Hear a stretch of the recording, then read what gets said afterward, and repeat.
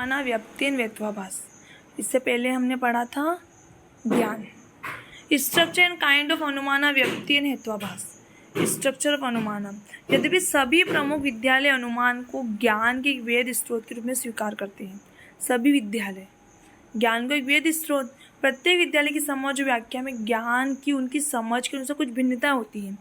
भारतीय दर्शन में अनुमान का प्रयोग स्वयं के लिए और अनुमान का प्रयोग दूसरों के लिए किया जाता है। जब स्वयं के लिए अनुमान का प्रयोग किया जाता है तो प्रस्ताव अच्छी तरह संरचित नहीं होते हैं, क्योंकि इसका प्राथमिक उद्देश्य त्रुटि के बिना व्यक्तिगत ज्ञान का अधिग्रहण होता है। इसके विपरीत दूसरों के लिए अनुमान को अच्छी तरह से संरचित किया जाना चाहिए, क्योंकि इसका उपयोग सत्य के दूसरे को समझाने के लिए किया जाता है।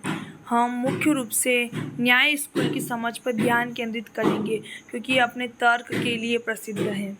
वे अनुमान को तर्क की एक प्रक्रिया के रूप में परिभाषित करते हैं, जिसमें हम कुछ चिन्ह लिंग की आशंका से किसी अन्य चीज के लिए अपरिवर्तनीय संबंध व्याप्ति की तरह गुजरते हैं जो उनके बीच मौजूद हैं। एक वेद निष्कर्ष निकालने के लिए भारतीय दर्शन में व्याप्ति आवश्यक है। वेद निष्कर्ष निकालना है तो व्याप्ति आवश्यक है। हालांकि यह जानना अच्छा है कि विभिन्न स्कूलों में व्याप्ति के लिए अलग अलग नाम थे। उदाहरण के लिए वैशेषिक ने इसे सिद्धि और सांख्य ने प्रतिबंध कहा। न्याय ने एक लंबी नपुंसकता का प्रस्ताव रखा। इसके 5 प्रस्ताव हैं। उनके अनुसार एक तर्क के 5 भाग होते हैं: पक्ष या प्रतिज्ञान, हेतु, दृष्टांत, उपनयन और निगमन। Here is the standard example to understand these types. Example: पक्ष, the thesis or प्रतिज्ञा preposition. The heel has fire. पक्ष। हेतु, reason on the ground. हेतु का मतलब होता है जहाँ पर reason होता है। Because it has smoke, क्योंकि वहाँ पर smoke है, धुआं है। दृष्टांत, the corroboration. Wherever there is a smoke, there is a fire. As in the kitchen. जहाँ पर अग्नि है वहाँ धुआं है। उपनयना, the application, the heel is so. और निगमना, there is for, therefore the heel has fire. इस प्रक्रिया में हम कुछ कहना शुरू करते हैं। हम अभिकथन के लिए कारण आदान प्रदान करते हैं, एक सार्वभौमिक प्रस्ताव बनाते हैं जो एक उदाहरण के साथ दोनों के बीच सहवर्ती संबंध को दर्शाता है। फिर हम वर्तमान मामले में सार्वभौमिक प्रस्ताव लागू करते हैं और पूर्ववर्ती प्रस्ताव से निष्कर्ष निकालते हैं। कहा जाता है इस प्रकार के न्यायशास्त्र में अन्वय व्याप्ति होती है, क्योंकि यह एक सकारात्मक संयोग को दर्शाती है। यदि धुआं है तो आग है। We shall give a specimen from Western example. Ram is mortal because he is a man. All men are mortal like my grandfather. मतलब राम मरणशील है because एक आदमी है। All men are mortal like my grandfather. Ram is also a man, therefore Ram is mortal. इस उदाहरण को देने का उद्देश्य दिखाने के भारतीय दर्शन ने एक ही न्यायशास्त्र में प्रेरणा और कटौती दोनों को एक साथ जोड़ दिया है। पहले 3 प्रस्ताव 1 से 3 आगमनात्मक न्यायशास्त्र बनाते हैं, जबकि अंतिम 3 से 5 कटौती करते हैं। प्रस्ताव संख्या 3 प्रेरण के लिए, निष्कर्ष और कटौती के लिए प्रमुख आधार है। जब वे नकारात्मक संयोग को दर्शाते हैं तो इसे व्यतिरेक व्याप्ति कहा जाता है। इसका एक उदाहरण हमने जो ऊपर जो कहा है उसके विपरीत है। पहाड़ी में धुआं नहीं है क्योंकि आग नहीं है। जहाँ आग नहीं है वहाँ धुआं नहीं है। जैसे झील में, क्योंकि पानी और आग विरोधी पदार्थ हैं। पहाड़ी में आग नहीं, इसलिए पहाड़ी में कोई धुआं नहीं है। अब क्लासिफिकेशन अनुमान। यह अनुमान को हेतु, धुआं और साध्य, अग्नि के बीच व्याप्ति की प्रकृति के आधार पर व्यक्तिगत किया जाता है। व्याप्ति 2 तथ्यों के बीच संबंध को दर्शाती है, जिनमें एक व्याप्त है, दूसरा जो व्याप्त है।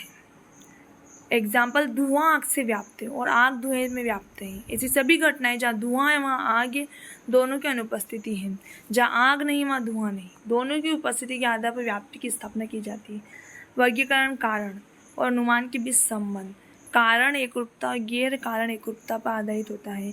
देयर आर 3 टाइप्स ऑफ अनुमाना: इन्फ्रेंस, पूर्ववर्त अनुमान, एक अनुमान जिसमें हम एक कथित कारण से अप्रत्याशित प्रभाव का अनुमान लगाते हैं। उदाहरण के लिए हम भविष्य में होने वाली बारिश का अनुमान काले भारी बादलों की उपस्थिति से लगाते हैं। पूर्ववर्त अनुमान में क्या होता है, जिसमें हम कथित कारण से अप्रत्याशित प्रभाव का अनुमान लगाते हैं। उदाहरण के लिए हम भविष्य में होने वाली बारिश का अनुमान काली भारी बादलों से लगाते हैं। पूर्ववर्त अनुमान। शेषवावत अनुमान क्या होता है, एक अनुमान जिसमें हम कथित प्रभाव से अप्रत्याशित कारण का अनुमान लगाते हैं। हम नदी में पानी की तेज गंदी धारा को पिछली बारिश का अनुमान पिछली बारिश का अनुमान लगा लेते हैं। समयन रोस्टा अनुमान, एक अनुमान जिसमें हम कारण संबंध के आधार पर नहीं बल्कि एकरूपता के आधार पर लगाते हैं। जैसे लंबे अंतराल पर चंद्रमा की विभिन्न स्थितियों को देखने पर हम अनुमान लगाते गति करता है, हालांकि हमें गति का अंदाजा नहीं हो सकता। दूसरा होता है व्याप्ति।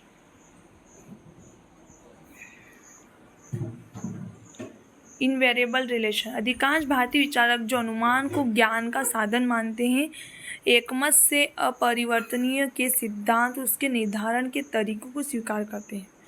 कुमारिल कहती है, व्याप्ति एक साधारण मुखर निर्णय नहीं है बल्कि एक आवश्यक निर्णय है।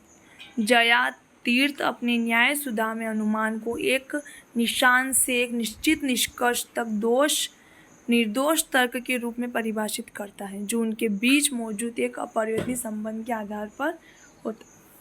कारण, हेतु और प्रोबेंडम साध्य के बीच यह परिवर्तनीय संबंध अनुमान का आवश्यक निर्धारण है, जिसे अनुभूति के अन्य रूपों जैसे धारणा, गवाही से अलग करता है।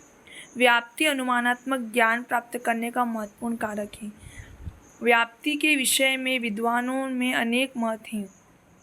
व्याप्ति की प्रकृति या अपरिवर्तनीय संयोग के ज्ञान के बिना अनुमान की प्रकृति को नहीं जाना जा सकता। व्याप्ति कारण विधेय के बीच एक समान बिना शर्त या प्राकृतिक संबंध है। कारण व्याप्ति में विधेय के साथ हमेशा सहवर्ती होने के लिए जाना चाहिए। विधेय के साथ कारण का सार्वभौमिक संबंध अनुमान का तार्किक आधार है।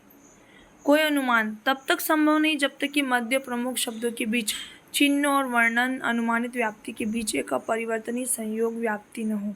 आमतौर पर दोनों के बीच सह-अस्तित्व सच्चाचार्य के व्याप्ति का संबंध होता है। उदाहरण, जहाँ धुआं है वहाँ आगे पिछला ज्ञान लिंग या चिन्ह का ज्ञान है, जिसका साध्य या प्रमुख शब्द के साथ एक सार्वभौमिक संबंध है और पक्ष या लघु शब्द में यद्यपि व्याप्ति की परिभाषा कार्य प्रकृति अर्थात अपरिवर्तनीय संयोग के संबंध में विभिन्न विद्यालयों के दार्शनिकों के बीच मतभेद है।